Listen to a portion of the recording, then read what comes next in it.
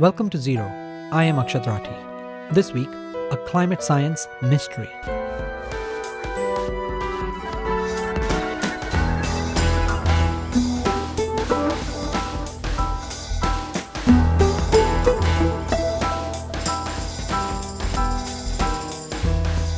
One year is out and a new year is here. And if you're observing the broad trends of climate change, that might be enough to worry you. The 10 hottest years on record have all occurred in the past decade.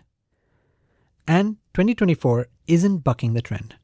In December, the European Union's Copernicus unit said that when the final numbers are tallied, it is virtually certain that 2024 will be the hottest year ever. And for the first time, the global average temperature for the entire year is likely to go past the threshold of 1.5 degrees Celsius above pre-industrial levels. In his New Year's message, UN Secretary General Antonio Guterres said this is, quote, climate breakdown in real time. If you've been following this, it might be mind-numbing to hear scientists repeat hottest year, hottest year, hottest year like a broken record year after year. But it's pretty significant if you go past 1.5 C. And something worth unpacking. Because it's going to affect all of us. 1.5 C is the goal under the Paris Agreement that all governments agreed on. It's also resulted in corporations tying their net zero goals to the 1.5 C target. So this week, I wanted to speak with two Bloomberg Green reporters who have followed this closely. Eric Roston in New York and Zahra Hirji in Washington, D.C.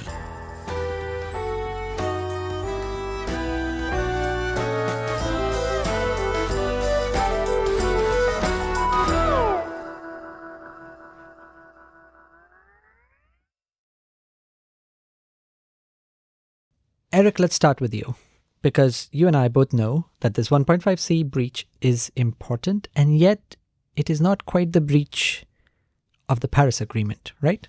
It is significant. There's been so much attention in recent years to the 1.5 degree goal, and there's also been increasing concern as global temperatures are approaching it.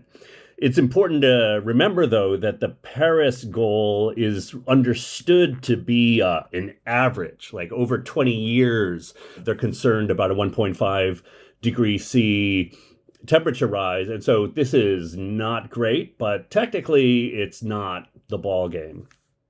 Still, going above 1.5 degrees Celsius for the entire year is pretty dramatic. But there was also a build-up towards it, with phenomena like El Nino contributing to it.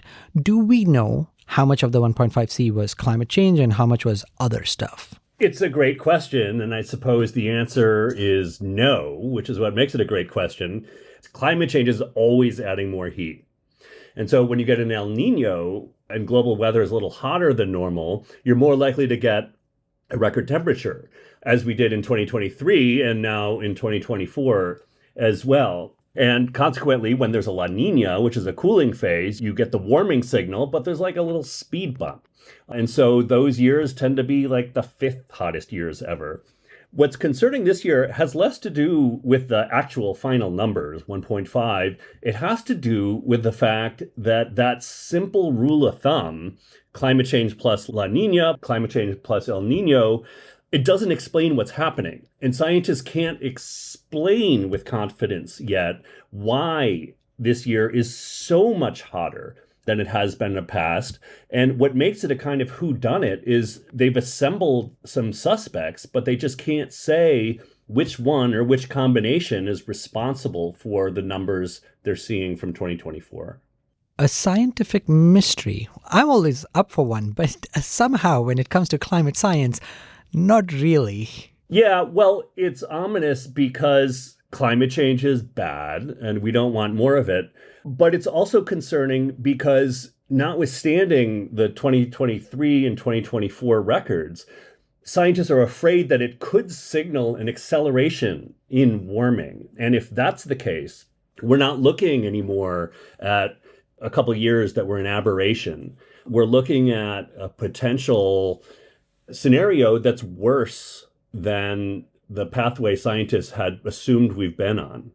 So acceleration, there was a period about 10 years ago where people were talking about this quote-unquote hiatus when warming had slowed down. Of course, that turned out to be spurious data. Is there any worry that this acceleration might also be kind of spurious?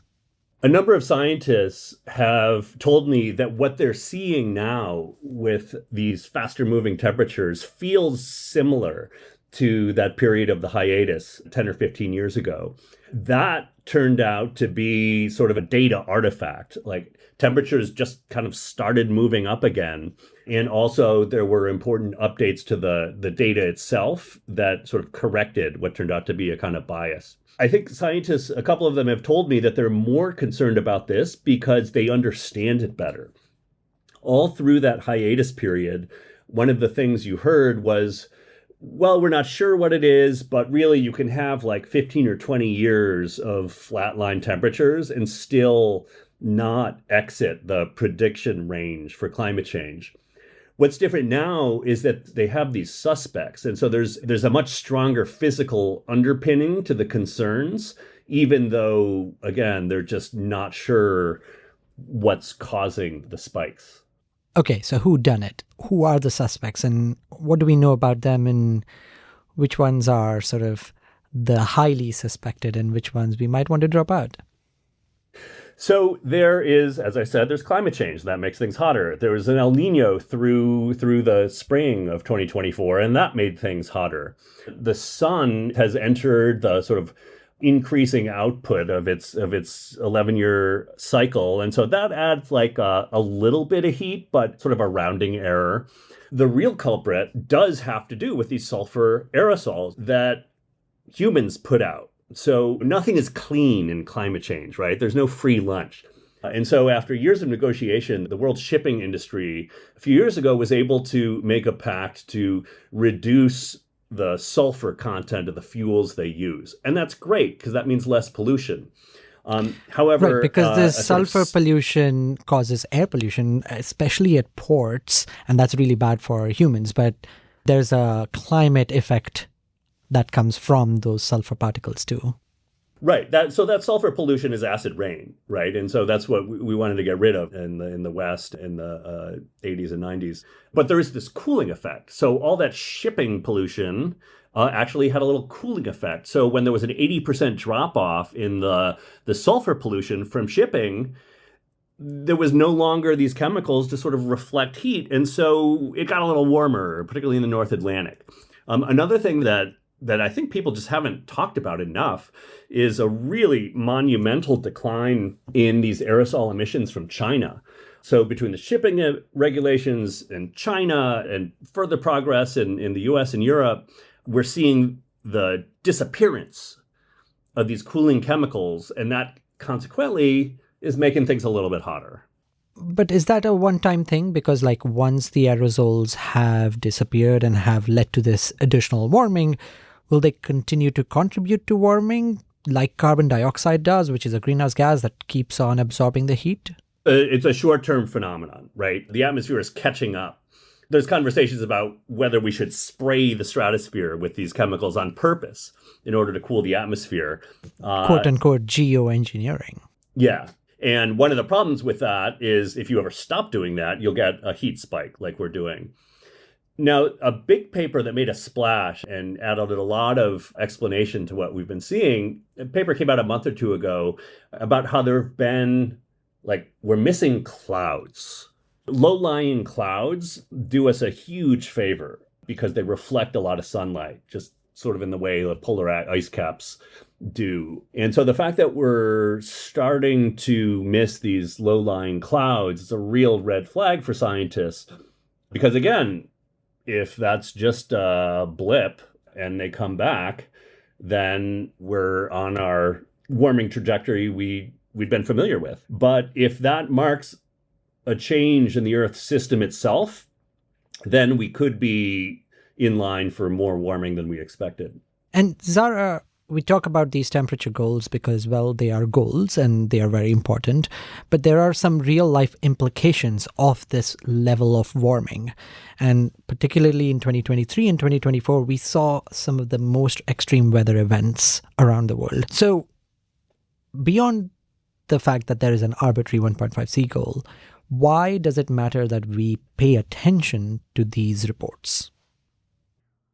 So I guess there are a couple of reasons. First is, when we think about 1.5C as a goal and 1.5C being broken in a particular year, I think something that all of us have heard when we've talked to scientists is like last year was sort of a preview in what a warmer world looks like. So when you have a full year where the temperature is basically above 1.5C, we saw the impacts of that in terms of extreme weather, at least some of the impacts, and how destructive and uncomfortable it is. It's a reminder that we don't want to live in that all the time. I mean, when it's really hot, when we're getting devastating hurricanes, when we're getting brutal floods, that's not good. It kills people. It's bad for our economy. I mean, it's not a great way to live, and it's a reminder of what is at stake in the long run as these impacts get worse.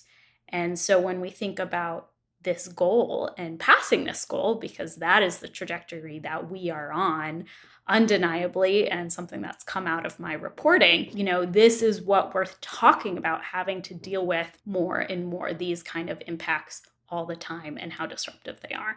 And the 1.5C goal, again, is one that we talk about at COP meetings, where there are all these countries coming together, wanting to find new ways of addressing the challenge. But we also talk about it at corporate level, because a lot of the net zero targets are tied to 1.5C, or a lot of the banks are trying to fund things so that they can keep temperatures below 1.5C. How should they be thinking about perhaps changing their goals, finding new ways, talking about a new goal? Like, what is it that they should think about if we have gone beyond 1.5C? 1.5C as a goal is such a tricky thing, and there are so many caught up emotions in it.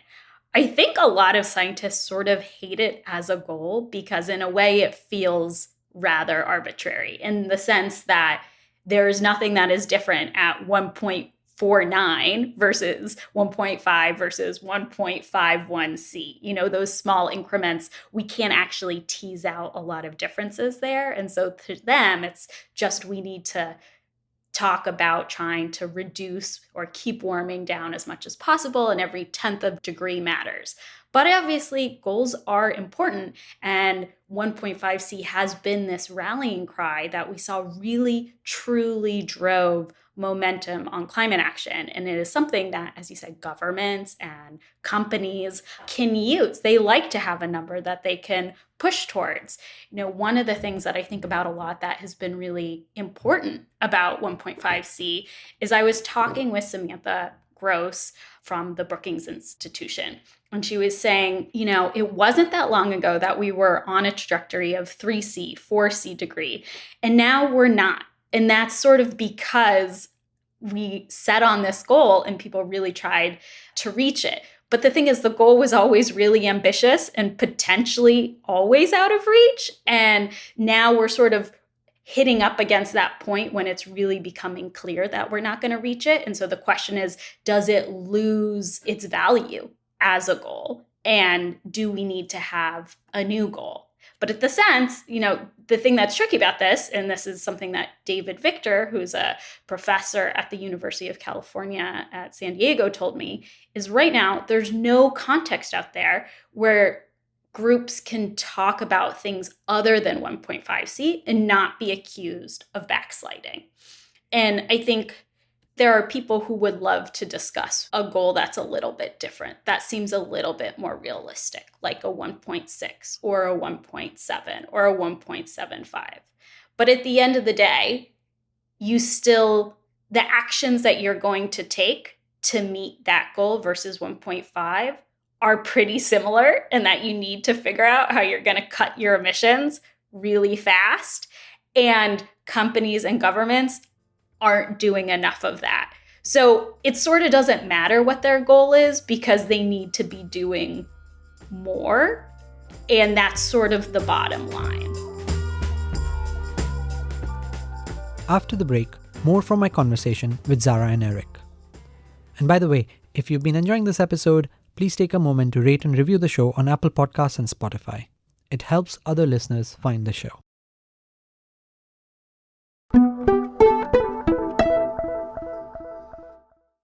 this is a place where science and politics interacts in interesting ways. So the arbitrary nature of this goal, Eric, the fact that this is 1.5C, not 1.6C, just give us a history. Why is it that we have these goals, 1.5C and 2C? Well, while you're right, while it started out arbitrary, it's become less arbitrary, and that's because the UN diplomatic body that hosts the all nations to talk about climate change every year, they asked the Intergovernmental Panel on Climate Change very specifically in Paris when they were doing the Paris Agreement to really study and understand the difference between 1.5C and 2 degrees C. And that led to a super influential report in 2018 that really for the first time put specificity into what 1.5C means versus 2 degrees C versus 1 degree C, which is now in the rearview window. So it's somewhere between arbitrary and, it's not a threshold, as Zahra said. It's not a threshold, it's not a cliff, but every ton of CO2 that we put up in the air matters. But we are also living in 2025, sort of a year after all these elections that happen around the world. And we are seeing many parts of the world, including where you live, Zahra, in the US, put in leaders who are likely to be very hostile to climate policy. So at the exact time that we are in the hottest year, breaching 1.5C, we're also getting politicians who are unlikely to be doing much on climate. How should people make sense of this moment? I'm still trying to make sense of this moment.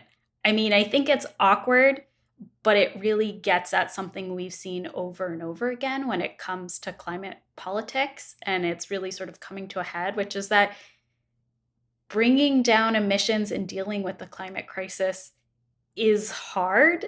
It costs money and it's scary. I do think it's important to remember that the last time that Donald Trump was elected president in the US, there were some surprising outcomes that sort of led to the We Are All In coalition and kind of a bumping up of the 1.5C rallying cry and people sort of pushing back on that. And so there's always sort of this push and pull. But what's hard about this is there is, you can have climate action from the bottom up and the top down. And I think we've seen that the most effective action really involves that top down. And when you're not having countries setting new regulations, like that's going to push back progress. And so people recognizing that as much as you have politicians talking and downplaying these issues, they're not going to go away with the type of policies that they're advocating. And they're just pushing down the road the problems that are going to grow and arise out of this. Eric, you talked about the 2018 report where scientists sort of worked through what 1.5C means. And in some way, scientists are very good at doing that. If you give them a goal, they'll tell you what is needed to meet it. So is 1.5C still possible, even though technically everybody says we are going to breach it? Yeah, so scientists started talking about overshoot when they realized we may not stay within our carbon budget and temperatures may rise beyond 1.5C or even higher temperatures. And it became a word it's sort of an impetus to find ways to correct the problem that we've now created. And so these are technologies like direct air capture, which will remove carbon dioxide from the air. What else is there in this list of dealing with overshoot? The biggest tool in our toolbox, though, is not polluting more. We're still putting up more than 100 million tons of CO2 a day from fossil fuel and cement making. And that is the main thing we need to do to prevent overshoot. You can't address overshoot until you stop making the problem worse. If we do eventually get serious about these goals and, want to still stay beyond 1.5C, overshoot might be an option. But if the politics is hard right now, how much harder is it going to be when you're trying to convince people you have to do all these weird wacko things that are going to be necessary in a world of overshoot? I mean, I think the assumption is that overshoot is already on the table. When a lot of people are talking about 1.5 still being alive, they're actually, the unspoken part is they are assuming or banking on overshoot, this idea that we are going to go above 1.5 and then have the tools necessary to eventually bring it down.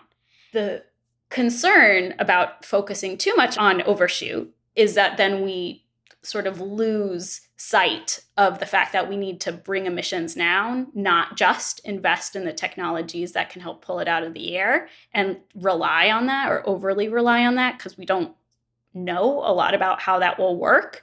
And so I feel like the answer is we have to do both. That's not actually a pitch you have to make to people. I think that's just where we are today. And you're sort of starting to see it with the policies that came underway with the Biden administration, and how actually a lot of the companies and industries that are going to need or rely on overshoot are the ones getting tax credits and sort of investing on it. And the problem is you don't want them to overinvest on that versus not actually changing anything to their business.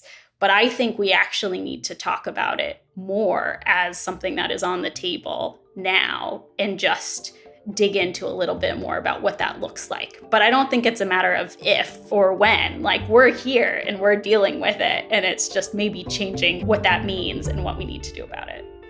Well, climate change 1.5 and 2025, it's going to be a messy year. Thank you both for at least setting the stage for what is going to be a messy year. And we'll talk a lot more about it. Thank you. Thank you.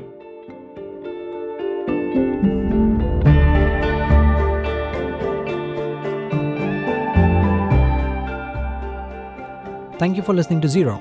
And now for the sound of the week, which I should warn you is not a gunshot. That's the sound of a balloon filled with hydrogen exploding. Now take a listen to what it sounds like when the same size balloon has hydrogen mixed with oxygen exploding. If you like this episode, please take a moment to rate or review the show on Apple Podcasts and Spotify. Share this episode with a friend or with someone who likes breaking records. You can get in touch at zeropod@bloomberg.net. Zero's producer is Maithili Rao. Bloomberg's head of podcast is Sage Bauman, and head of talk is Brendan Newnham. Our theme music is composed by Wonderly. Special thanks to Sharon Chen, Siobhan Wagner, Ethan Steinberg, and Jessica Beck. I am Akshat Rathi, back soon.